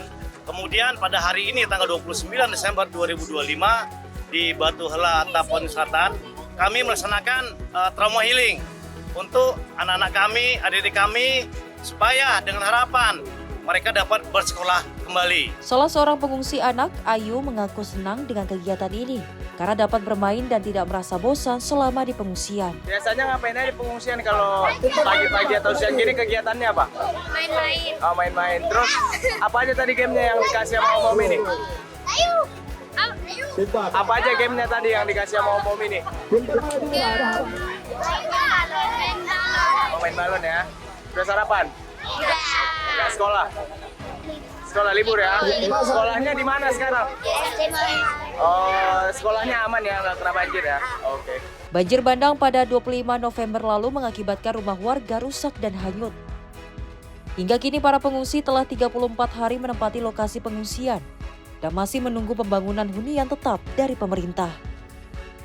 Dari Tapanuli Selatan, Sumatera Utara, Saiful Nahdi melaporkan. Kita beralih ke informasi lainnya pemirsa, di mana Menteri Sosial Saifullah Yusuf memantau langsung proses penyaluran bantuan langsung tunai sementara atau BLTS hari terakhir pada tahun 2025 di kantor Pos Cikini Menteng, Jakarta Pusat pada Rabu siang. Gus Ipul menargetkan pencairan BLTS akan rampung dilakukan hingga malam hari nanti. Didampingi pelaksana tugas Direktur Utama PT Pos Indonesia Haris, Menteri Sosial Saifullah Yusuf memantau langsung proses penyaluran bantuan langsung tunai sementara di kantor Pos Cikini Menteng, Jakarta Pusat pada Rabu siang. Pemantauan langsung dilakukan mengingat hari ini merupakan batas akhir pencairan dana BLTS Kesra tahun 2025. Dalam pemantauan tersebut, Gus Ipul sempat menanyakan langsung proses pencairan kepada para penerima manfaat. Adanya bantuan langsung tunai sementara disambut baik bagi masyarakat yang menerima bantuan tersebut. Menteri Sosial Saifullah Yusuf lebih lanjut mengatakan dari 35 juta keluarga penerima manfaat, 18 juta KPM disalurkan melalui PT Pos Indonesia dan 17 jutanya disalurkan melalui bank-bank ataupun milik pemerintah yang tergabung dalam Himbara. Hari ini melihat secara langsung penyaluran BLTS pada hari terakhir tahun 2025. Data yang sudah terverifikasi per hari ini sudah lebih dari 33 juta dan sudah bisa disalurkan dengan baik secara bertahap, baik lewat Himbara maupun lewat PT POS. Yang lewat PT POS itu sebesar 18 juta keluarga penerima manfaat. Sisanya sekitar 17 juta itu disalurkan lewat Himbara. Ya, ini terus bekerja. Hari libur pun PT POS berusaha untuk terus menyalurkan selama 2 bulan terakhir ini, dan sampai sekarang ya ini terus berlangsung sampai nanti malam. Berdasarkan data yang sudah terverifikasi pada hari ini, sudah lebih dari 33 juta disalurkan dengan baik secara bertahap, baik melalui PT POS maupun Himbara. Gus Ipul menargetkan pencairan BLTS akan rampung dilakukan hingga malam hari nanti. Dari Jakarta, Dio Malau dan Rizkiano, Simpo TV melaporkan. Pemirsa, sebuah bom siklon menghantam wilayah utara Amerika Serikat memicu badai salju parah di kawasan Midwest sebelum diperkirakan bergerak ke pantai timur. Sistem badai yang menguat menerjang dataran tinggi dan kawasan danau besar. Badai membawa angin kencang, salju tebal, serta hujan es dan hujan beku yang membuat kondisi perjalanan sangat berbahaya. Para ahli cuaca menyebut tekanan udara turun dengan cepat sehingga memenuhi kriteria sebagai bom siklon. Front dingin yang tajam menyebabkan suhu di bagian wilayah tengah Amerika Serikat turun hingga 50 derajat Fahrenheit dibandingkan hari sebelumnya. Angin kencang dan salju tebal memicu kondisi blizzard dengan wind chill berbahaya sehingga minus 30 derajat Fahrenheit di Dakota Utara dan Minnesota. Dinas Cuaca Nasional telah memperingatkan potensi whiteout condition yang dapat membuat perjalanan mustahil di sejumlah wilayah. Ribuan penerbangan mengalami penundaan dan ratusan penerbangan dibatalkan. Di Michigan bagian utara, salju menumpuk hingga 2 kaki dan diperkirakan salju tambahan masih akan turun meski dengan intensitas lebih rendah. Angin kencang di Danau Superior memicu gelombang setinggi 6 meter, memaksa sebagian besar kapal kargo mencari perlindungan di pelabuhan. Sementara itu di Danau Erie, angin kuat mendorong air ke arah timur, menyebabkan banjir di sekitar New York dan air surut di sisi Michigan. Warga setempat melaporkan dasar danau yang biasanya terendam kini terlihat jelas, bahkan sia-sia dermaga tua dan kendaraan badai ini diperkirakan akan terus menguat saat bertemu udara dingin dari Kanada dan udara hangat dari selatan Amerika Serikat. Tim redaksi Simpo TV melaporkan.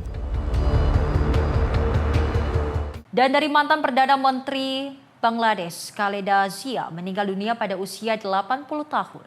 Kematian Khaleda Zia menandai berakhirnya era panjang persaingan politik yang membentuk sejarah Bangladesh selama beberapa dekade. Partai Nasionalis Bangladesh atau BNP mengkonfirmasi kabar wafatnya Khaleda Zia.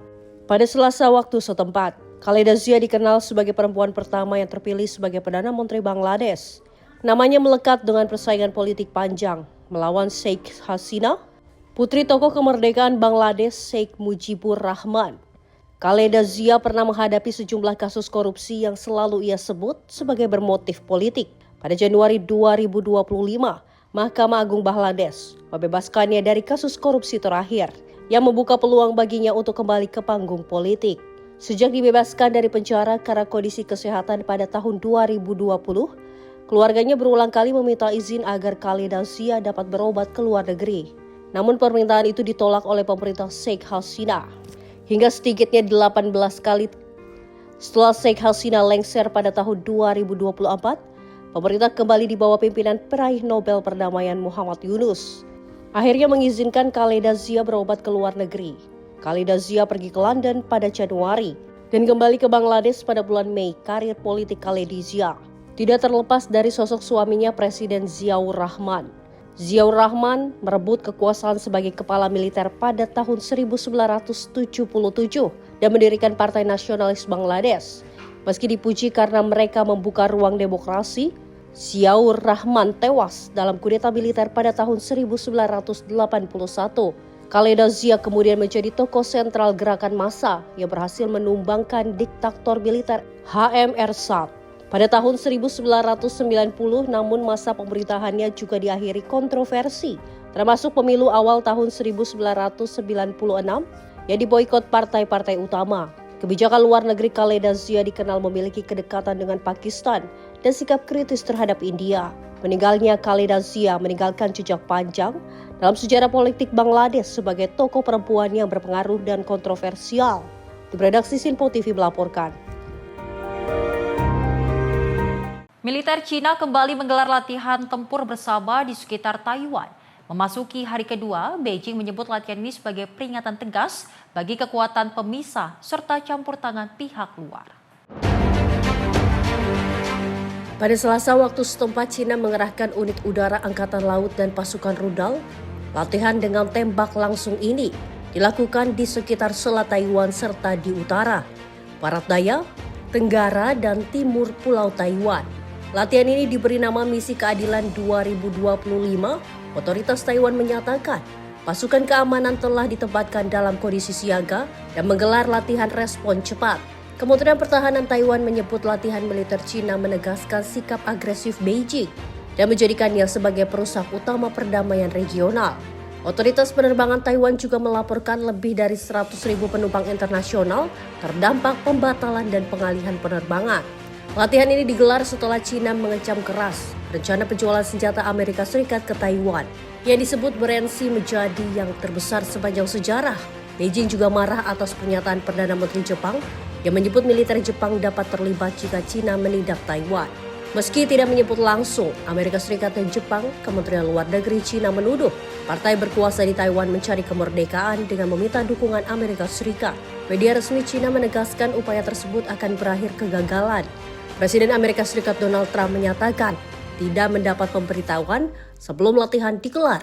Namun mengaku tidak terlalu khawatir. Trump menyebut Cina telah lama melakukan latihan naval di kawasan tersebut dan mengklaim memiliki hubungan baik dengan Presiden Cina Xi Jinping. Cina dan Taiwan telah diperintah secara terpisah sejak Perang Saudara tahun 1949. Meski memiliki pemerintah sendiri, Beijing tetap mengklaim Taiwan sebagai bagian dari wilayah kedaulatannya. Tim redaksi Sinpo TV melaporkan. Pemirsa, pedagang dikeroyok preman, informasinya usai jeda. Tetap bersama kami di Menyapa Indonesia Pagi.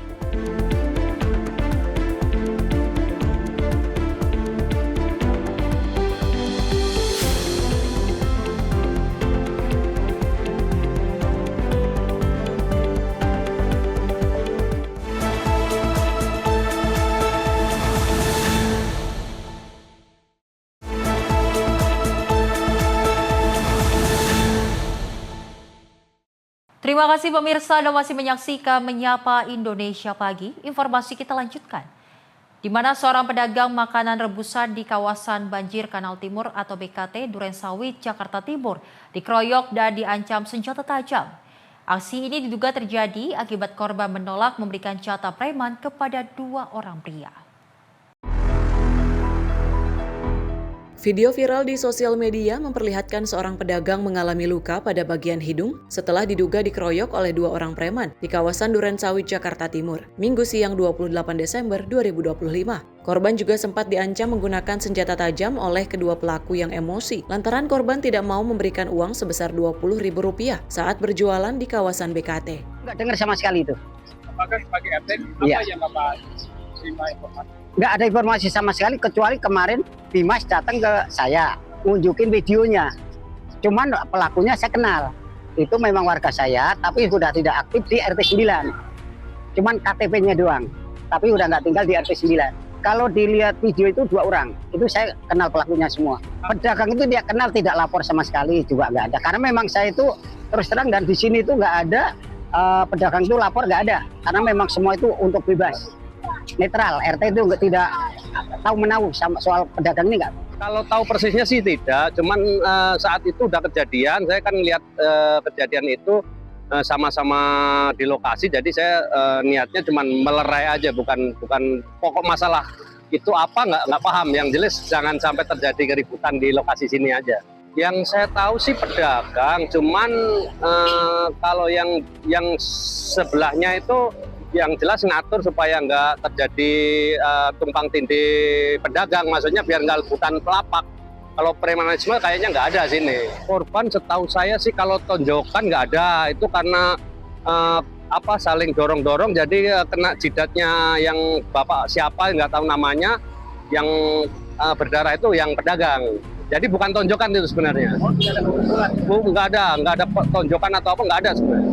Cuman saling dorong aja terus kena benturan pelipis. Video ini viral dan membuat polisi bergerak cepat menangkap kedua pelaku berinisial H dan A. Keduanya ditangkap di kediamannya di kawasan Pondok Bambu Durensawit, Jakarta Timur dan Mustika Jaya, Bekasi. Polisi menyita berikut barang bukti senjata tajam yang digunakan untuk mengancam korban. Laporan layanan dari 110 call center bahwa ada kejadian yaitu sebuah penganiayaan disertai dengan sebuah pengeroyokan, yaitu tentunya daripada korban ini melaporkan kepada kami langsung melakukan tindak lanjut, lidik, dan alhamdulillah hari ini untuk kedua pelaku inisial SA dan SR sudah kami amankan, di mana untuk SA ini perannya adalah sebagai meminta atau memungut daripada untuk dagangan jasa, dan untuk yang SR ini melakukan tindakan kekerasan sehingga korban mengalami luka, dan tentunya saat ini sedang kami lakukan pendalaman. Kini kedua pelaku diamankan ke Polsek Durensawit guna penyidikan lebih lanjut. Dari Jakarta, jurnalis Info TV melaporkan. Seorang pria menjadi bulan-bulanan warga di Jalan Siaga, Pasar Minggu, Jakarta Selatan. Pria ini dimasa lantaran kepergok mencuri kotak amal masjid. Inilah rekaman CCTV saat seorang pelaku pencurian uang kotak amal beraksi di Masjid Jami Daarul Hasan Pasar Minggu, Jakarta Selatan. Pelaku seorang diri mencuri kotak amal dengan modus berpura-pura tidur menjelang waktu subuh di saat pengurus DKM sedang lengah. Namun pelaku tak menyadari aksinya diawasi satpam masjid, hingga akhirnya pelaku ditangkap dan dimasa hingga babak belur. Menurut pengurus DKM, di masjid ini memang kerap terjadi aksi pencurian, baik kotak amal maupun motor jamaah. Ada seorang model dia tidur di penggalan masjid yang dekat di situ. Setelah dia tidur, saya datang, saya langsung tidak menyapa dia. Langsung saya buka masjid, saya hidupkan lampu semuanya. Saya sholat di dalam masjid. Setelah saya sholat, saya mengaji. Antara masjid itu harus dengar suara duk, suara bantingan. Saya keluar. Ternyata pas saya keluar dari sini, ternyata orang itu sudah security.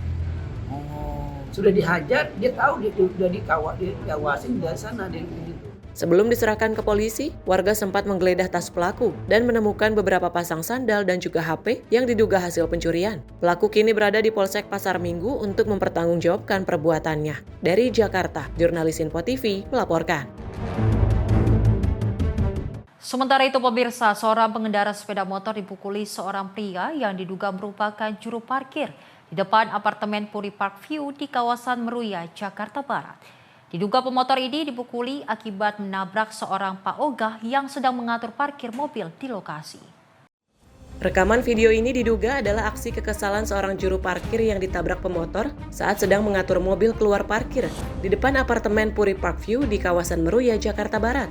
Pak Ogah ini terus-menerus memukuli pemotor dengan kedua tangannya tanpa perlawanan dari si pemotor. Menurut keterangan, kejadian ini bermula saat mobil minibus dari arah Puri Indah hendak melakukan putar balik di lokasi. Namun pada saat bersamaan, pemotor melaju dari sisi kiri mobil untuk mendahului, namun gagal dan menabrak Pak Ogah yang sedang mengatur minibus keluar parkir hingga keduanya terjatuh. Tidak terima ditabrak jukir ini pun kemudian memukuli pemotor. Sebagai hukuman dari kelalaiannya menabrak dirinya, tim redaksi Info TV melaporkan. Aksi dugaan penipuan top up dana terjadi di konter di kawasan Ranco Indah, Tanjung Barat, Jagakarsa, Jakarta Selatan pada Jumat 12 Desember 2025. Akibatnya pemirsa, pemilik konter mengalami kerugian sebesar Rp300.000. Dugaan penipuan top up dana kembali terjadi di konter di kawasan Ranco Indah, Tanjung Barat, Jagakarsa, Jakarta Selatan pada Jumat 12 Desember 2025. Seorang pria yang diduga sebagai pelaku menipu seorang penjaga konter HP untuk melakukan top up dana sebesar Rp300.000. Namun usai top up berhasil, pelaku bukannya membayar malah kabur dengan dalih mencari uangnya yang terjatuh di tempat laundry. Menurut keterangan korban, sebelum pergi meninggalkan konter, pelaku sempat berpura-pura mengambil uang dari tempat penyimpanan uang dan saku celana, tetapi uang yang dicari tidak ada. Dan sebelum pelaku meninggalkan konter, pelaku memberikan nomor WA dan berjanji akan kembali lagi untuk membayar. Sementara korban baru menyadari dirinya ditipu setelah pelaku tak kunjung datang dan nomor WA yang diberikan tidak dapat dihubungi. Tim redaksi Sinpo TV melaporkan. Akibat perahu getek yang dinaiki oleng, Herman 32 tahun warga desa Gunung Jati, Kecamatan Cempaka, Kabupaten Oku Timur, hilang tenggelam di Sungai Siguci. Hingga akhirnya pemirsa, korban ditemukan dalam kondisi meninggal dunia sekitar radius 40 km dari lokasi awal kejadian. Pria di Kabupaten Ogan Komering Ulu Timur, Sumatera Selatan bernama Herman, 32 tahun, yang dilaporkan hanyut tenggelam saat perahu oleng di Sungai Siguci ditemukan meninggal dunia. Korban berhasil ditemukan mengapung di pinggir sungai oleh warga yang sedang melaksanakan aktivitas di sungai, sekitar radius 40 km dari lokasi kejadian awal, pada Selasa 30 Desember 2025, sekitar pukul 11.00 WIB. Selanjutnya korban dibawa ke Puskesmas Cempaka dan kemudian diserahkan kepada pihak keluarga. Dengan ditemukannya korban, maka operasi SAR dinyatakan selesai dan ditutup. Tim redaksi Sinpo TV melaporkan. Tim SAR gabungan pemirsa menemukan korban tenggelam di saluran irigasi Desa Bumi Harjo, Kecamatan Batanghari, Kabupaten Lampung Timur. Korban diketahui mengendarai sepeda motor di Jalan Raya Batanghari, Desa Bumi Harjo, sebelum menabrak pembatas dan jatuh ke dalam irigasi. Tim SAR gabungan berhasil menemukan korban tenggelam di saluran irigasi Desa Bumi Harjo, Kecamatan Batanghari, Kabupaten Lampung Timur pada Senin 29 Desember 2025. Korban ditemukan dalam kondisi meninggal dunia sekitar 5 meter dari lokasi kejadian. Diketahui korban bernama Novian Dwi Putra, 31 tahun, warga Banjarsari, Metro Utara. Peristiwa tersebut terjadi pada Minggu 28 Desember 2025. Sekitar pukul 22.30 WIB, korban diketahui mengendarai sepeda motor di Jalan Raya Batanghari, Desa Bumi Harjo, sebelum menabrak pembatas irigasi. 2 orang saksi melihat sepeda motor korban serta gelombang air di saluran irigasi yang diduga akibat korban terjatuh. Hingga selanjutnya korban dievakuasi dan diserahkan kepada pihak keluarga. Tim redaksi Sinpo TV melaporkan. Dan pemirsa, diduga karena tersinggung dengan masalah pembagian harta warisan, seorang pria tega menikam pamannya menggunakan tombak di Goa, Sulawesi Selatan. Akibatnya, korban mengalami 2 luka tusukan di dada dan juga kaki. Aksi penikaman tersebut terekam oleh kamera ponsel warga.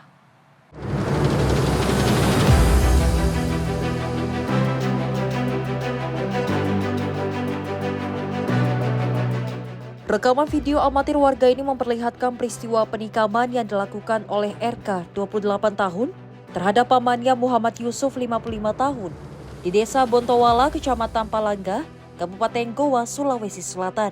Pelaku RK tiba-tiba datang mengamuk dan menusukkan tombak ke arah korban. Usai menikam pamannya, pelaku berusaha kabur namun berhasil tertangkap oleh warga. Akibat penikaman ini, korban Muhammad Yusuf mengalami 2 luka tusukan di dada dan juga kaki dan harus dilarikan ke IGD Rumah Sakit Umum Daerah Sheikh Yusuf untuk mendapat perawatan. Peristiwa penikaman terjadi sekitar pukul 20.13 waktu Indonesia bagian tengah. Setelah korban dan pelaku RK terlibat cekcok masalah pembagian harta warisan. Diduga pelaku nekat menikam pamannya karena tersinggung saat korban membahas soal pembagian harta warisan. Orang ditikam? Tikam, ya. Kenapa bisa itu, Pak? Saya juga tidak tahu. Banyak orang berdatang. Sekitar jam berapa itu tadi kejadiannya? Baru. Iya. Terus ini korban sekarang dibawa kemana? Dibawa ke rumah sakit. Polisi yang menerima laporan warga langsung ke lokasi dan mengamankan pelaku dari aksi main hakim warga. Awalnya kami menerima laporan dari masyarakat bahwasannya terjadi penikaman terhadap salah satu seorang warga dengan usia Y, 55 tahun di Desa Taeng. Saat ini korban sudah menjalani rawat di Rumah Sakit Sheikh Yusuf. Saat ini motif masih kami dalami, sementara itu masalah tersinggung atas perkataan dari korban. Untuk pelaku saat ini juga sudah kami amankan di Polres Goa. Guna proses hukum, pelaku penikaman langsung menjalani pemeriksaan di ruang Satreskrim Polres Goa, Sulawesi Selatan. Polisi juga menyita tombak yang digunakan pelaku menusuk korban sebagai barang bukti. Dari Kabupaten Goa, Sulawesi Selatan, jurnalis Sinpo TV melaporkan.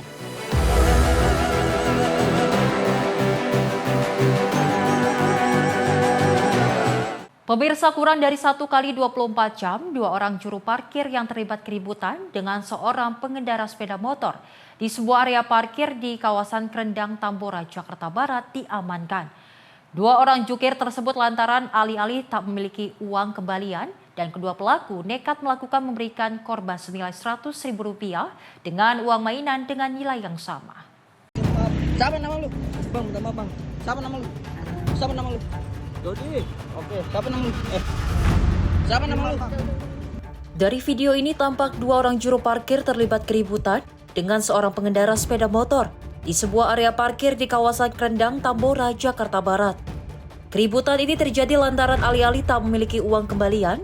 Kedua jukir ini nekat menukarkan uang jasa parkir senilai Rp100.000 yang diberikan korban dengan uang mainan dengan nominal yang sama.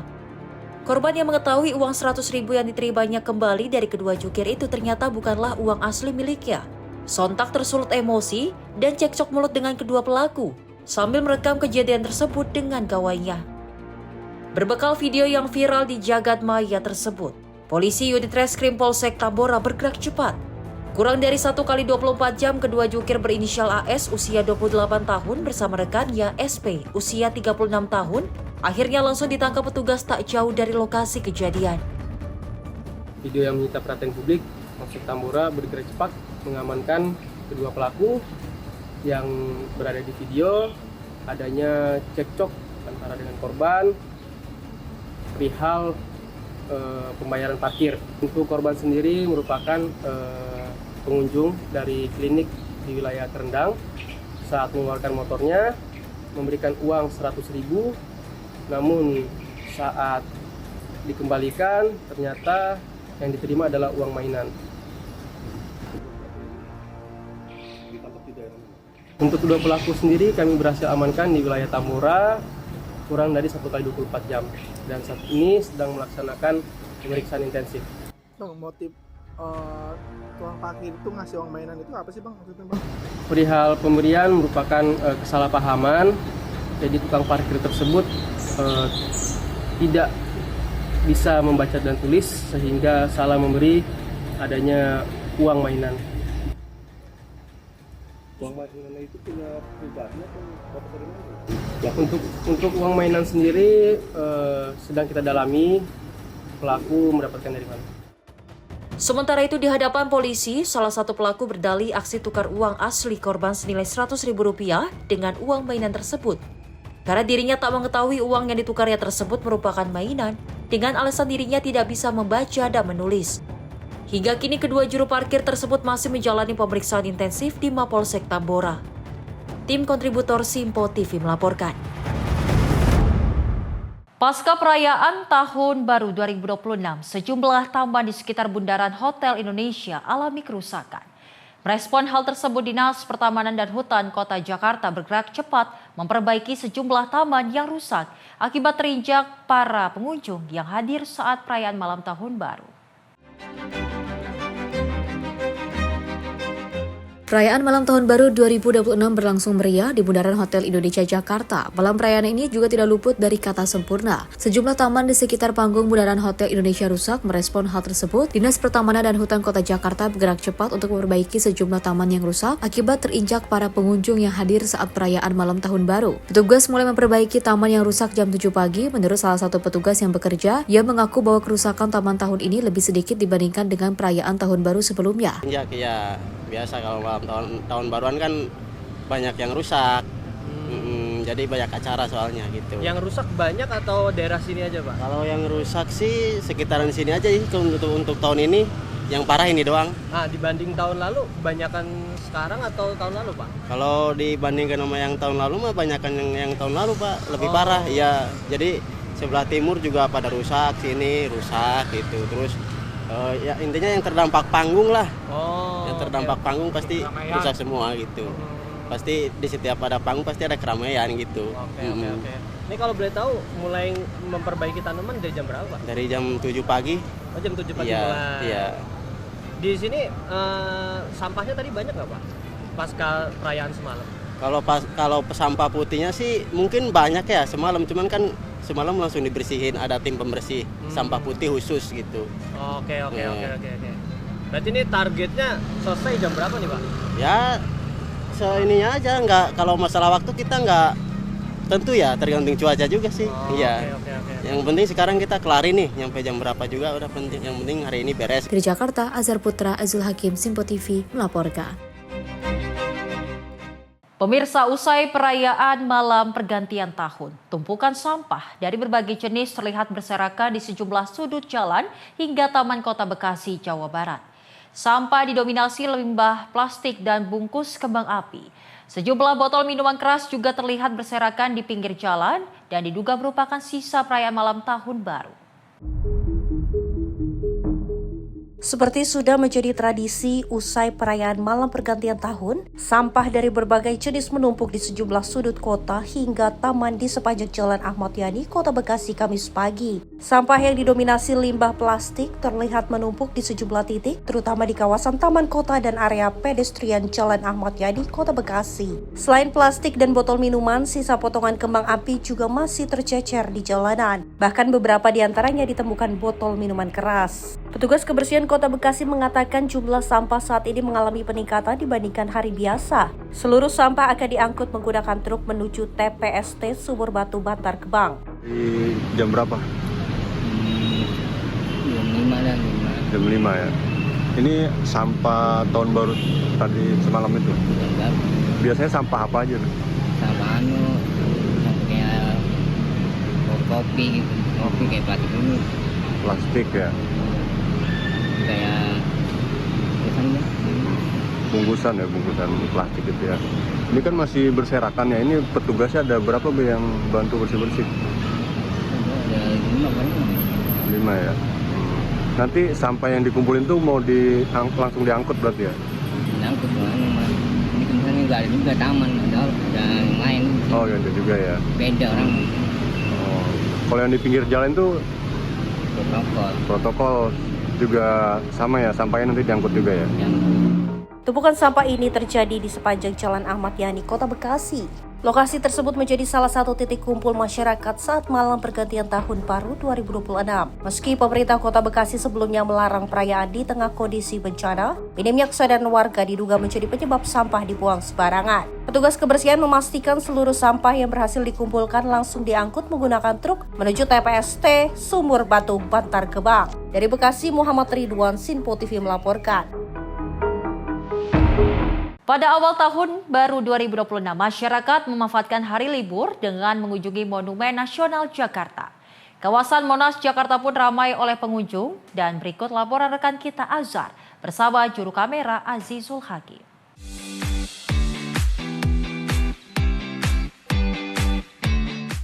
Pemirsa, tahun baru 2026 sangat seru sekali kalau kita memanfaatkan liburan dengan berwisata. Salah satunya tempat saya melaporkan adalah Monumen Nasional yang menjadi favorit para wisatawan untuk berkunjung, melihat bagaimana megahnya Monumen Nasional dan wisata sejarah untuk para keluarga. Dan kita sudah mewawancarai salah satu keluarga yang menyempatkan diri jauh-jauh dari Lampung melihat Monumen Nasional dan memanfaatkan liburannya bersama keluarga. Bagaimana keseruannya? Langsung saja inilah dia keseruan bersama pengunjung di Monumen Nasional. Ini dari Lampung W6, sekeluarga besar mau hiburan di Monas. Di Monas banyak sejarah yang perlu kita datengin karena hanya Monas tujuannya. Iya, aksesnya gampang gitu. Kesini kita naik mobil Grab. Oh, naik online berarti ya? Iya, naik online. Belum, baru sampai. Iya, nanti kita masuk. Pokoknya intinya kita tujuannya ke Monas dulu. Sih pengen nyobain transportasi umum tadinya dari rumah naik KRL ke sini, mau naik MRT segala macam. Cuma karena masih pagi, ya kita mampir Monas dulu. Oh, berarti sekalian. Sekalian. Nah, sekarang udah panas, ya udah kita pulang.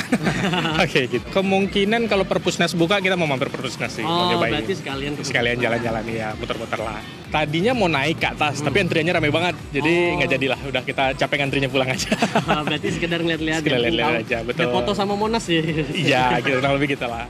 Pemirsa, tadi kita sudah mewawancarai salah satu pengunjung yang hadir jauh-jauh dari Lampung dan menyempatkan dirinya langsung datang ke Monumen Nasional. Dari pantauan kami memang banyak sekali wisatawan yang memanfaatkan waktunya untuk liburan, menikmati dan datang langsung untuk melihat bagaimana megahnya Monumen Nasional di Jakarta.